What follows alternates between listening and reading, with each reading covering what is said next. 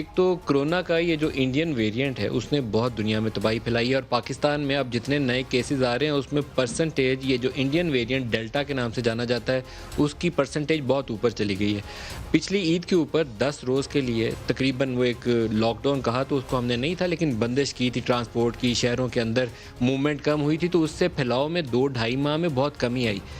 دوبارہ اپرچونٹی ہے کہ ان عید ہالیڈیز پہ 10 ڈیز کے لیے انٹر سٹی جتنی موومنٹ ہے ٹرانسپورٹ کی اس کو روکا جائے، شہروں کے اندر جو بڑے پلازاز ہیں، مالز ہیں، اس کو دوبارہ بندش کی جائے اور ایک دوبارہ سپیس کریٹ کی جائے 2-2.5 ماہ کے لیے۔ ادروائز یہ جو انڈین ویریئنٹ ہے یہ کسی ٹویٹ کے کرنے سے واپس نہیں جائے گا، کچھ چیزوں کی انفورسمنٹ کرنی پڑے گی، تو حکومت کو آگے بڑھنا پڑے گا یا NCOC اس کے اوپر اقدامات کرے۔ صرف باتوں سے آپ مت کہیں، 22-23 کروڑ ایک ٹویٹ کے اوپر نہیں چلتے، اس کے لیے آپ کو اقدامات کرنے پڑتے ہیں، تو آگے بڑھیے۔ اچھا موقع ہے، عید کے اوپر لوگ خفا نہیں ہوں گے، چھٹیاں بچوں کے ساتھ منا لیں گے، آپ 10 روز کے لیے ان کی موومنٹس کو کم کریے تاکہ وائرس کا پھیلاؤ کم ہو جائے، ہسپتالوں میں دباؤ نہ بڑھے۔